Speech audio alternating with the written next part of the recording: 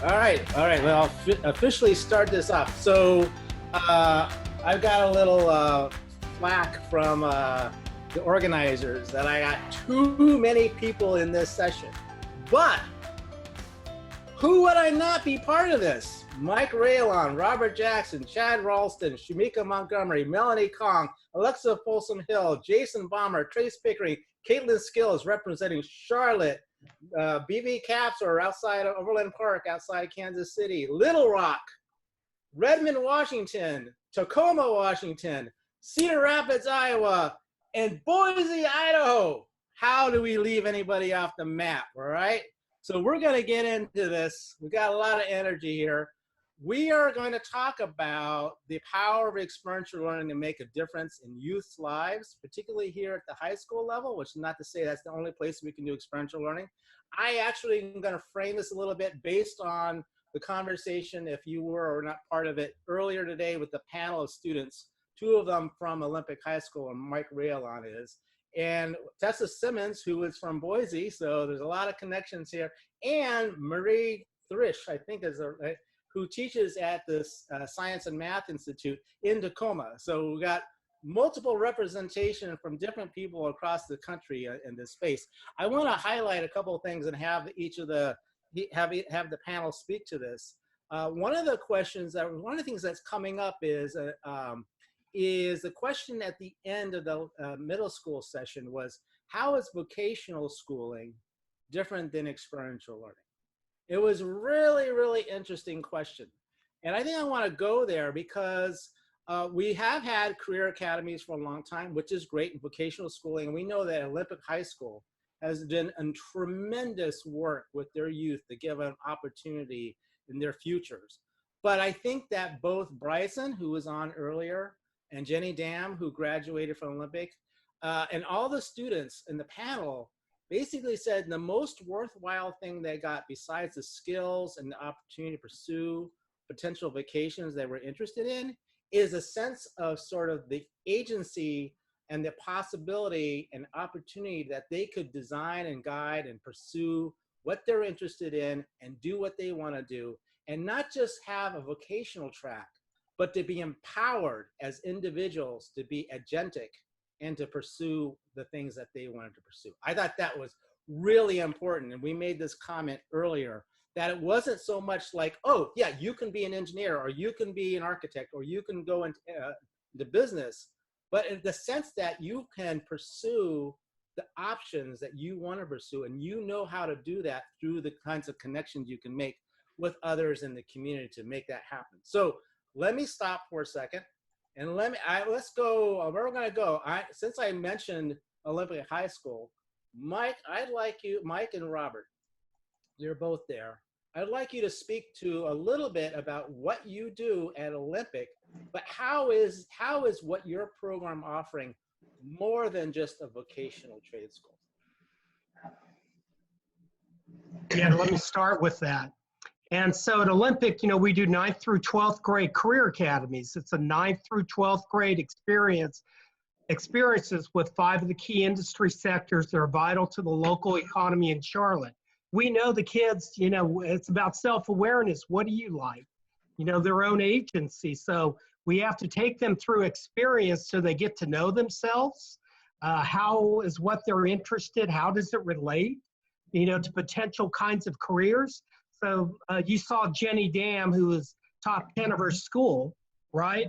And going through our engineering program, but she ended up going through a CNC machinist technician kind of program to begin with as she started going deeper.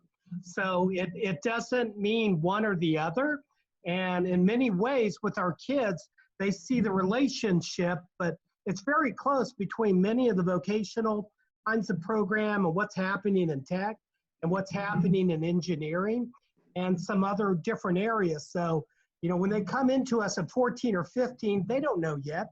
We want them to explore, become aware, and start, you know, experiencing things and hear from other professionals about what kind of pathways might be actually available to them. It should be a total 9th through 12th grade experience. And hopefully when they lead us, they're in a better position to pick what kind of education after high school actually matters and is meaningful and will help them get to the kind of prosperity and career-wise success that they're wanting to obtain. But it's a 9th through 12th grade kind of experience that we're trying to provide. Yeah, Robert, you want to add to that? Yes, exactly. As you see me looking down, I'm looking at my liner notes. So Chris, I can stay within that 3-minute timeline you gave us. So basically, Mike talking about projects. One of the projects that we do have at Olympics is Lenovo MIT Mobile App Development, which is an after-school project. And yes, the kids learn coding from 9th to 12th graders. They learn coding. They learn the whole area outside of that, but more so, they learn the impact of what industry, as Mike was alluding to, fintech here in Charlotte. So they get an opportunity with one of our local partners, Avid Exchange. They get to meet with mentors. They get to meet with engineers. They get marketing, the whole gamut, if you will, from partners at Avid Exchange. So it allows them the options to decide, as Mike was stating, not just to have the option of A, the option of B, C, D, so on and so forth, but in our academy, it allows them the benefits of having opportunities that we like to say married to the relevant, timely learning experience. So students not only learn the concepts, to learn the structures, but they also learn time management, which is so critical. They learn decision-making, which is so critical. They learn to understand the dynamics and the synergistic benefits of working in a team. I mean, that's where we're at. Yes, we're remote right now, but being able to understand what it means to actually have to work with someone that's in Seattle, someone that's in Washington, someone that's in Tacoma, Arkansas, so on and so forth.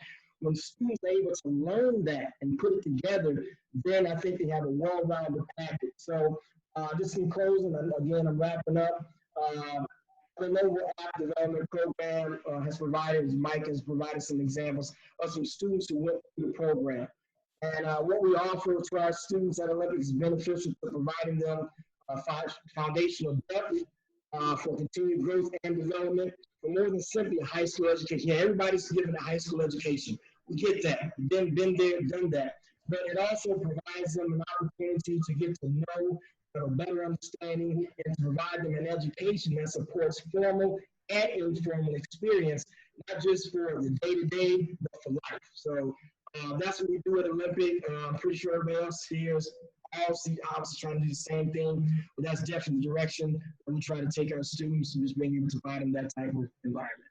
Yeah, that's fantastic. And I must apologize. I was too excited at the beginning of this thing. I forgot to introduce my colleague, Dr. Kelly Kahn, who's actually monitoring the chat window. I want people to make use of the chat window. Start having a conversation in the chat window. I joked before, like, think about the chat window as the conversation space, and you're listening to NPR on the side, right? So get into the chat window, ask each other questions. People are asking one another all these different things. So get in the chat window, see that conversation. Yeah. And if you want resources, get involved with that. And Dr.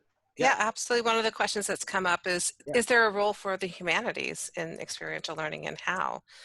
Somebody offered up, incorporating some of the UN sustainability goals, but I don't know if there's other examples of how you've intentionally incorporated the humanities into your learning experiences. Well, who would like to jump in? Somebody else who kind of gets into the humanities in their particular area, or not? I can share. Yeah, please. Unless, Mike, did you have something else to add? No, one of the great experiences, and Chris met one of the girls at Olympic who we preach career and college ready. She came to Olympic to go to our art school. And, but we say you have to take some CTE. You're part of a career academy, and she learned design was important in computer science. She won a very illustrious scholarship to go to Duke for free. With what she's doing, and now she's doing computer science and double major in engineering. But if our model didn't preach both, and she was part of Robert's Lenovo mobile app, where she got to see the intersection between design and kind of the artistic component of building mobile apps, and that component and the communication aspects that went involved and overlapped with the tech and the kinds of careers. Oh, there you go. Caitlin, jump in here, introduce yourself, where you're from, and I don't think you're interested in design stuff at all, right, Caitlin? No, not at all, except that's all we do. I'm Caitlin Scales, and I do our development and strategy work at One Stone. I'm going to drop my email because it's so short on time, and our website here in the chat for y'all. One Stone, I think for the sake of time, feel free to jump on the website, but we're led and directed by high school students. Our board majority is 2/3 high school students at all times and has been since we started in 2008. So I think from a learner-centered approach, my boss is a 17-year-old senior in high school and as our board chair, and that's like an amazing, exciting way to really hold us accountable to our mission and vision of making students better leaders, the world a better place, and forging an army of good for good. So disrupting for good and the whole platform that your day-to-day together is framed around, including design thinking and all of that, is a big part of what we do. Our lab school component, we work with high schoolers in a variety of ways and have for 10 plus years. For the last 4 years, we've run a high school lab school that has been a unique approach to learning that was designed and funded specifically to look nothing like school. And so students have designed those learning experiences, and we call them immersions. So one thing on the humanitarians, whether or not we have the humanities woven into what it is we do, our approach to learning is that students can opt into any immersive experience. We do them in 4-week design sprints where students are thinking through a human-centered lens. They're solving real-world problems through learning. They're setting their own learning objectives and working with their advisor or mentor for that immersion to help guide their learning pathway. That's really individualized. One example to make it tangible is an immersive experience we did this past term called What's Mine is Ours, where environmental science, really anything, the arts were a part of it, language and culture. Students had learning objectives across all subject areas and in many places overlapping. And that experience included going out to a mining community here in Idaho that is being considered by Midas Gold to be reopened within the next 2 years. And policy is really hot right now around it. Our politicians are trying to pass policy to allow or not allow the mine to reopen in a little town in the middle of Idaho that is very, very small.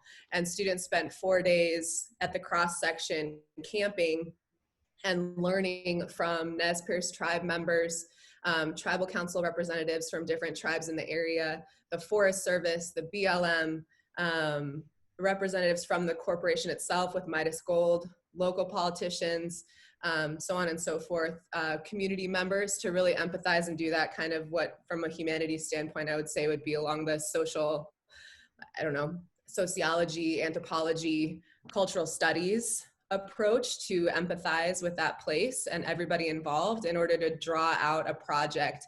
And the final outcome was not just a presentation of learning, but also utilizing space that was donated at Ming Studios in town, which is an art studio that the students designed a whole presentation of learning collaboratively from different angles of that particular immersive experience.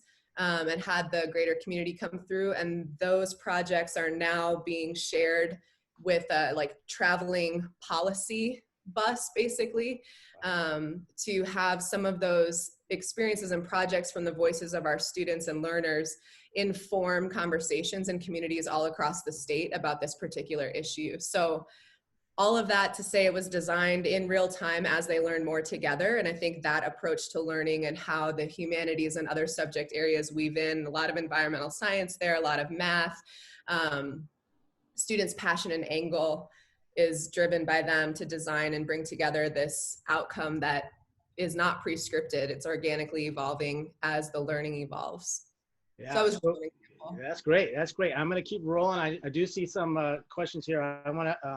But I want to keep rolling with some other examples here before we get into some of the questions. So Trace, I'm going to roll it out to Cedar Rapids, Iowa. Caitlin talked about immersive. We're hearing from Mike and Robert and the others throughout the day that the immersive quality of being in the world and making a difference in the world and being solution minded and solution driven is really, really part of being experiential. So I know that you think about that a lot. The place you're at in Iowa Big, it makes a big deal of that. I'm wondering if you could speak to how important the situated piece or context of being immersed in your community makes a difference. Yeah, thanks, Chris. Yeah, absolutely agree with what folks have said. It made all the difference in the world once we put students out in the community doing real, authentic work and projects. That context just can't be replicated inside a classroom. And so our design principles are passion, projects, and community.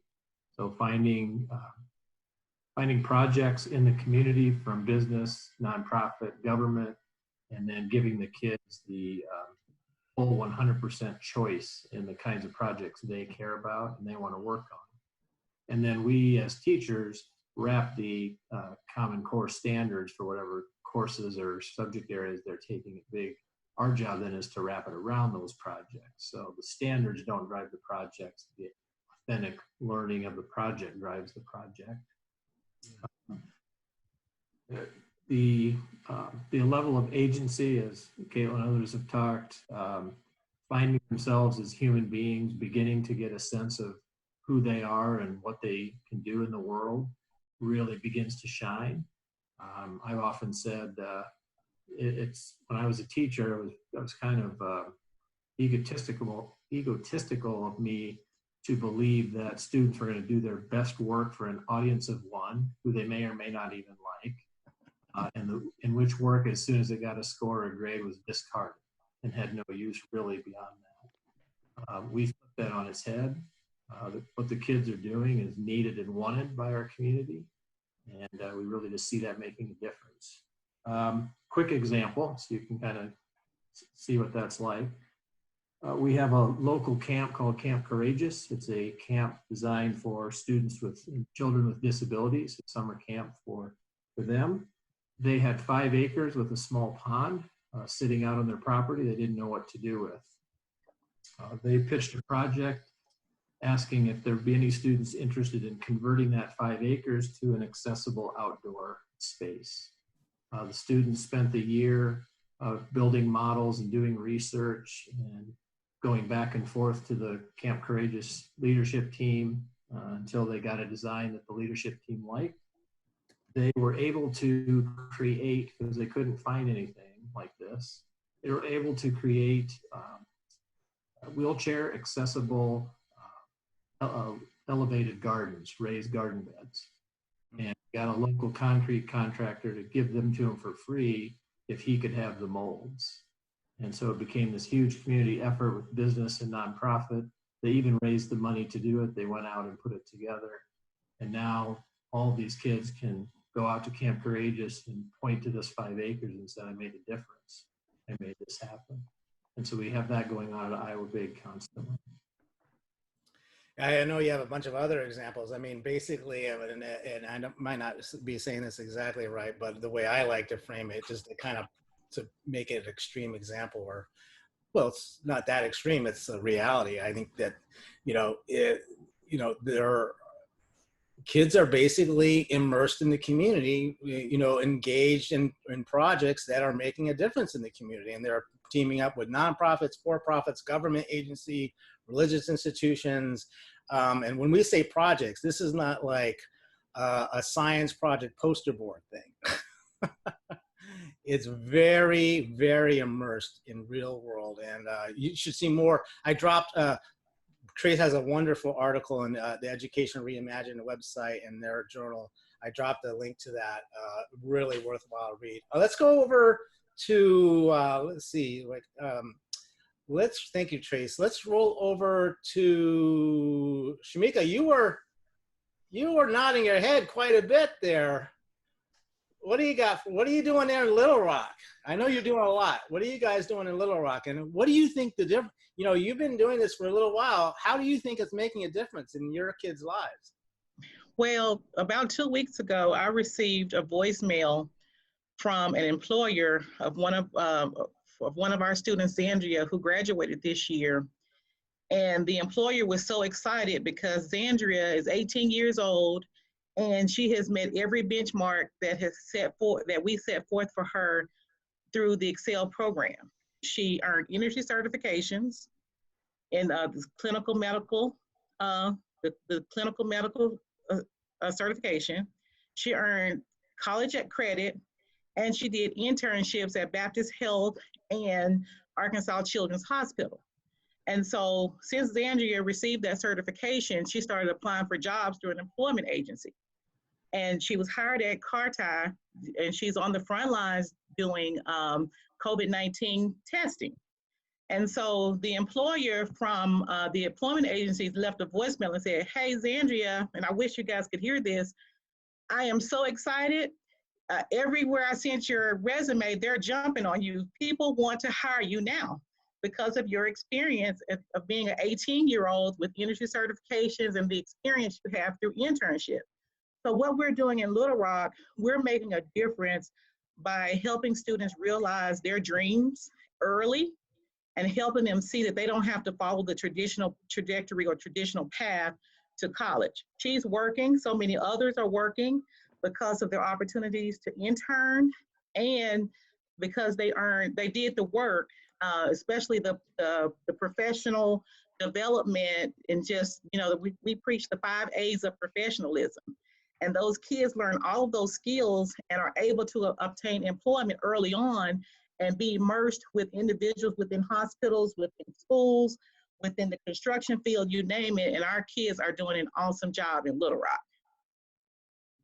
Yeah, the stuff you guys are doing in Little Rock is awesome. And we heard from Mike Poor earlier, the superintendent there, and all the work that you guys are doing. And Mike Poor made a big, when I talked with him recently, made a big point of saying, hey, this isn't just something we should do in 9th through 12th grade. We should be reaching down into kindergarten, which we heard earlier today. We should get kids immersed in the context, in the communities, and knowing that they can actually make a difference in their communities, which is a big shift.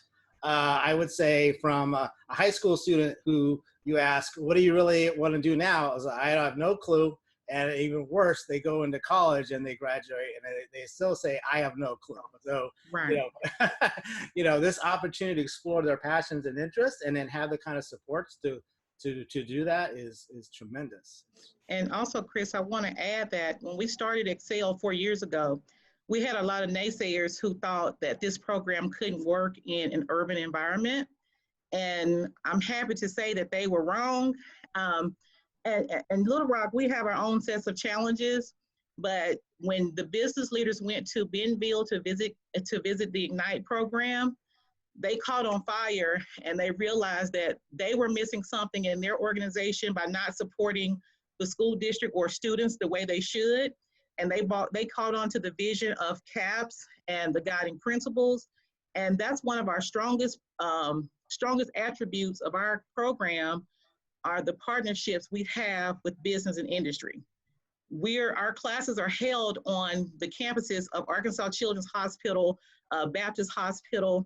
Our tech class meets at the Tech Park, which is, the real estate there is so expensive, but they donate that space to our program. And so our teacher cadets are doing wonderful things. And I tell you, we're just happy with taking the chance, giving our kids, trusting our kids, and the community trusting that educators will do the right work, and we all just make it happen here. Yeah, that's great. I think I'm excited. yeah. I think a highlight of this, right, is that it is a partnership. A school district isn't operating in a silo. It's actually reaching out to the rest of other communities, Chamber of Commerce, hospitals, other organizations, nonprofits.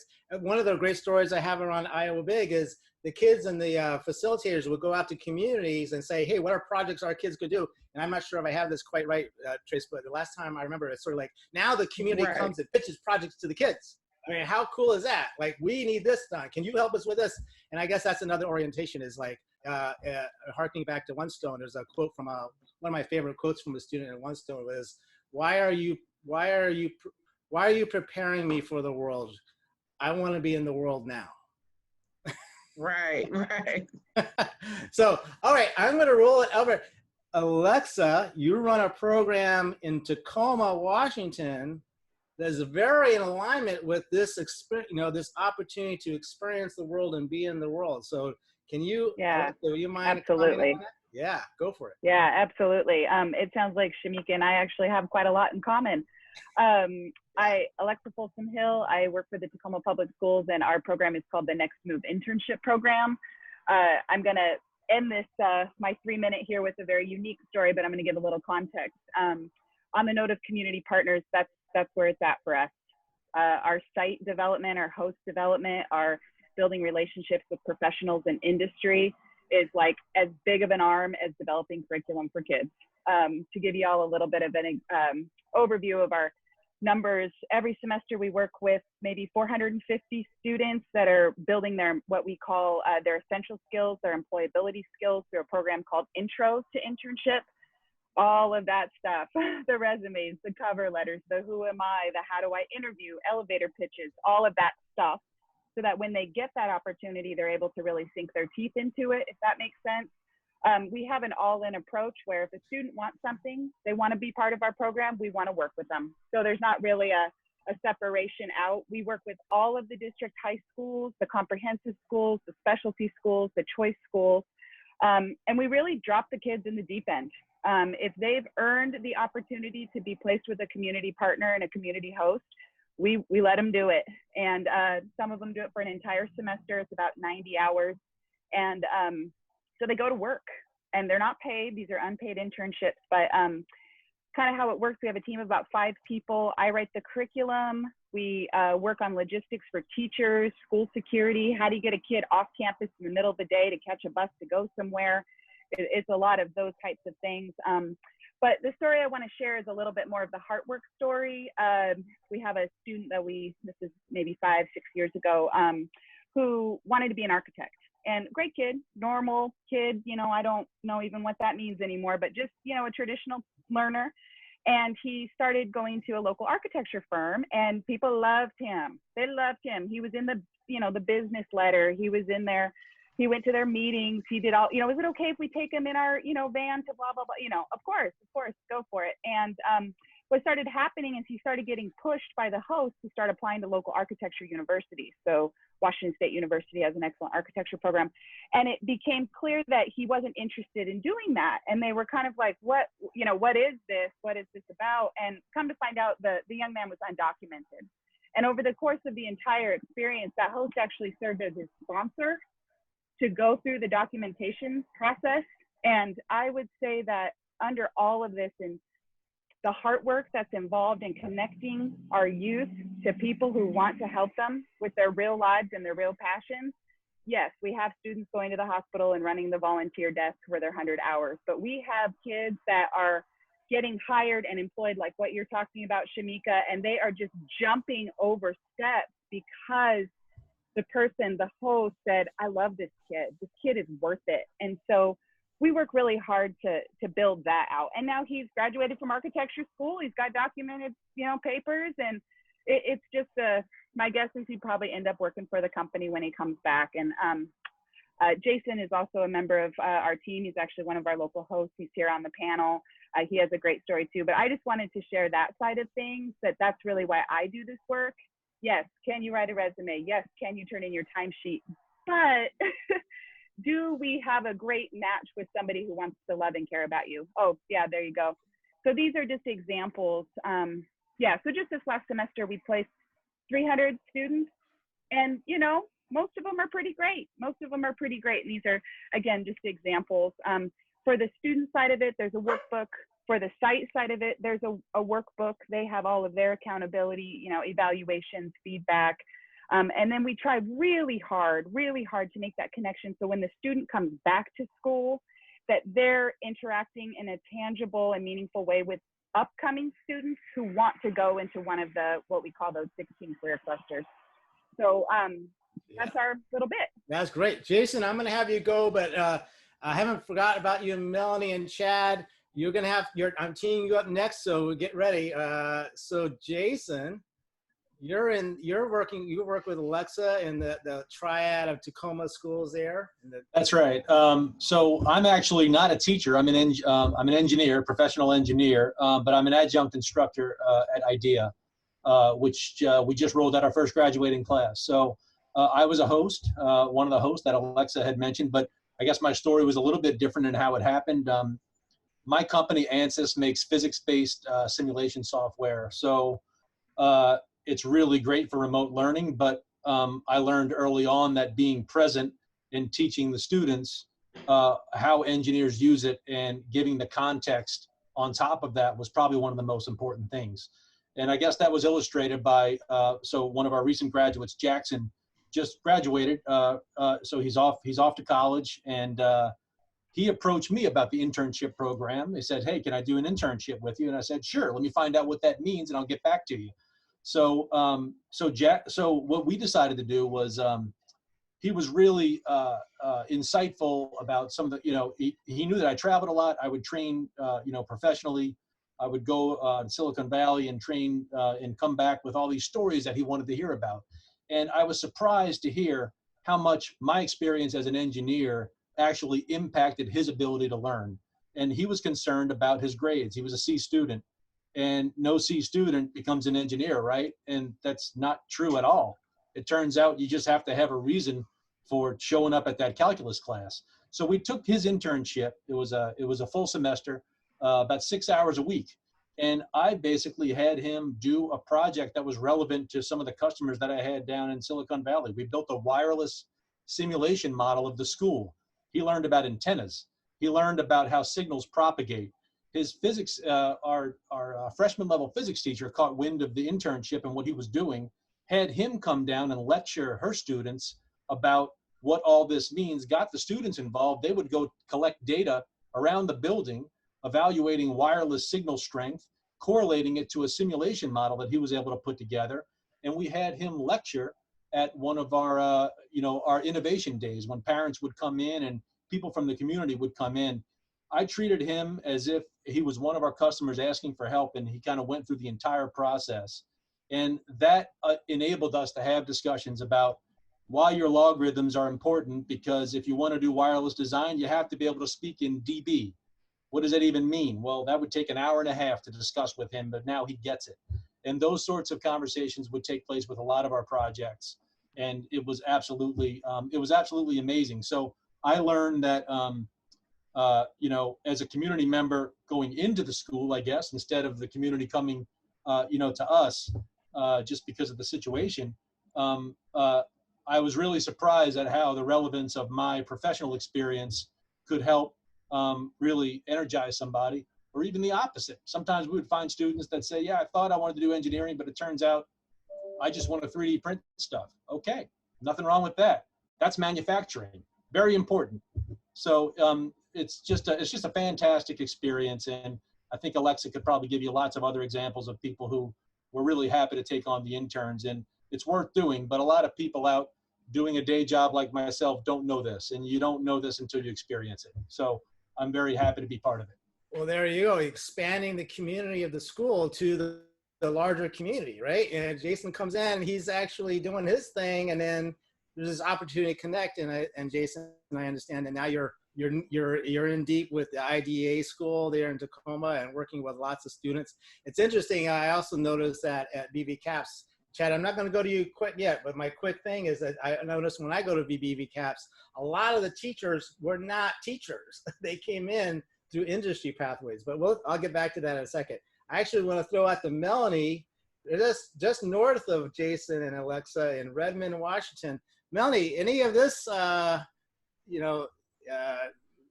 resonating with you, and how so?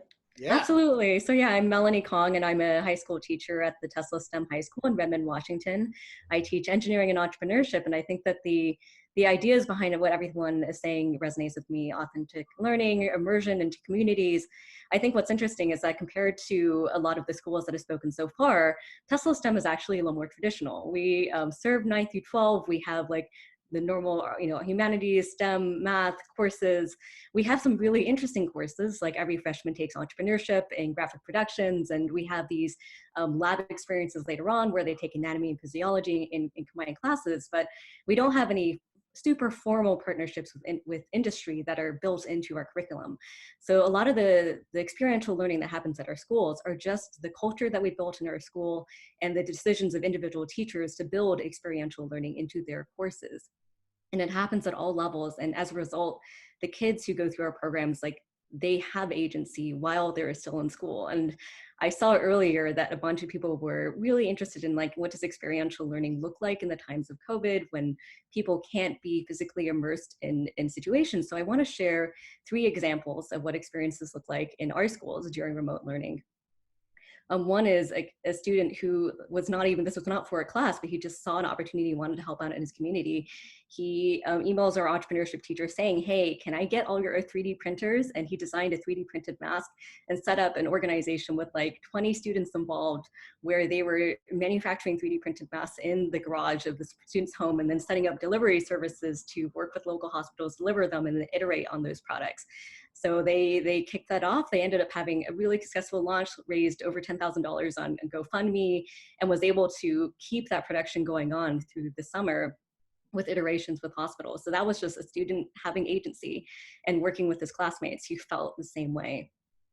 So I teach an entrepreneurship class where students create startups over the course of the year, and it's experiential. That's what they do. And one of my favorite projects that we did completely remote this year is we partnered with our graphic productions teacher. It's all freshmen, and my students are mostly juniors and seniors. So talking about having an authentic audience, like, that audience doesn't always need to be outside of the school. We found an opportunity to bring in the authentic audience within the school, and that my students were the startup owners. They were the people creating the startups, but they needed to have logos designed for them. So we tapped into the freshman design class to have them work in teams to design logos for my startup students. And the freshmen, like, they love being able to support, the upperclassmen. They really look up to them. And for them, it was, for both parties, it was excellent at developing their communication. How do you work remotely? For my students, it's them thinking about their own startup and what they were looking for in a design, how to communicate that. And for the freshmen, it was about working with an authentic client and then revising the work based on feedback. So the entire experience was done remotely and authentically, and results in, like, some amazing logos being produced. And lastly, we ran, one of the most ambitious things we did was we ran a completely remote expo and demo day for our startup and research students. So if y'all have questions about that later, about how can you facilitate, like, authentic exhibition sort experiences with your students, I can provide some examples there too. That's right. I was muting myself. Oh, that's great. Okay, Chad, I'm going to owe you a beer because I'm giving you 1 minute, 1.5 minutes. What do you got? So Chad Ralston, director of the CAPS program here in Blue Valley, and we're the original CAPS program. Been around for going on our 11th year, and I see about 10 of our staff members here.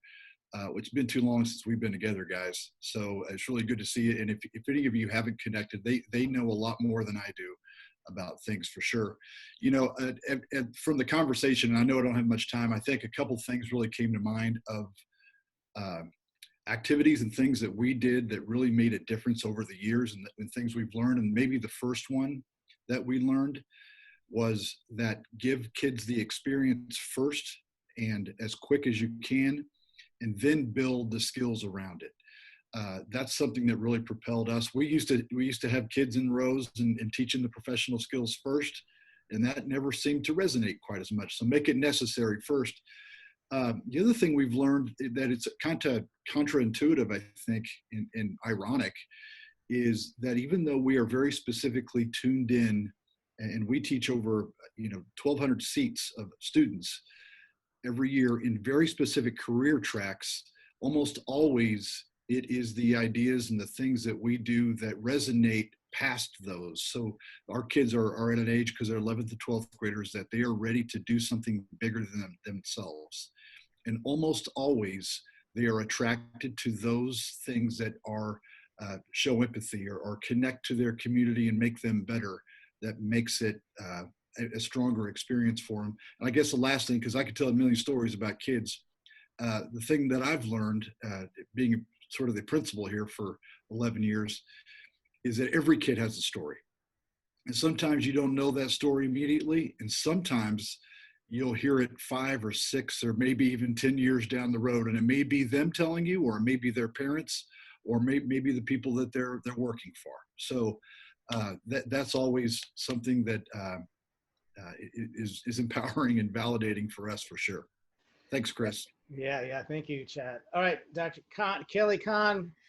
Yeah, I've been following the chat box, and there's been some conversations that have been going on and resolved actually while we're talking. But a couple of things came up. One was this idea of how do we do EXL during quarantine? And there's a whole group of folks that have decided to collaborate together after this meeting to share resources and ideas. And so I love that organic initiative to if anyone wants to join in and follow up, I'm sure you can do that as well.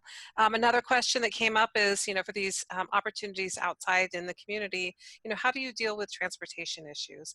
And likewise, there was a lot of good ideas being floated around, and another group that's kind of going to share resources around accessing transportation.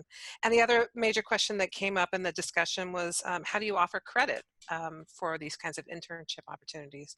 And again, folks are, sharing examples of how they're doing it in the chat room as well. But those are some of the ongoing conversations that I've been monitoring over the last few minutes. That's great. And we will be following up with my understanding is a website with links. The point of this is not just to have this is great and then say goodbye. We need to remain connected. We need to connect you guys with each other. The powerful thing about showcasing these examples with one another is that, there are these really great things that all of you are doing across the country, and we just need to borrow from one another. Oh, that's a good thing. I want to do this. I want to do that. And if more and more of us are doing that and sharing those practices with one another more and more, then we can do the things which I've been taking note of, which is, how do you, like that quote I said earlier, how are we not just preparing kids for the world, but how are we putting kids in the world right now? And to Chad's point, like when you put kids in the world, they start to come to understand what the world is like, how it functions, but they also start to think about, how can I insert myself in this world? Where do I want to insert myself? And how can I contribute back to the world? And I guess that would be my final thing as we're closing up here, is that experiential learning is not about just as making sure that a kid has a job. Now, do I want them to be gainfully employed at some point? Yes, but we're empowering that student to be able to think for themselves, well, yeah, what am I interested in? What would I like to do? What is the life I would like to lead? Where would I like to make a difference in my community? If we create that opportunity with the communities and the support, and again, not just the school community. One of the things we're heard in this session today is it's not the school community. The school community is reaching out to the larger community, the potential mentors like Jason and others. All those connections can then be pathways for kids to be able to go out and actually gain those jobs or make those contributions to the wider world. And in that, I would say and argue, the most beneficial thing we can do is give every single student a sense of their own agency and their own sense of possibility to design and pursue the lives they want and to give back to the wider world. Any closing out comments, thoughts? Good to go? You guys were awesome. Thank you to the panelists. I can't redo it. We got everybody in this short period of time. So the organizers owe me 3 beers. And thank you, Mike. The rest of you, Trace, Caitlin, Melanie, Shamika, Chad, Robert, Jason, Dr. Khan. Appreciate it. We'll see you later. Okay. Thank you, everybody. Take care. Take care. Bye-bye. Everyone.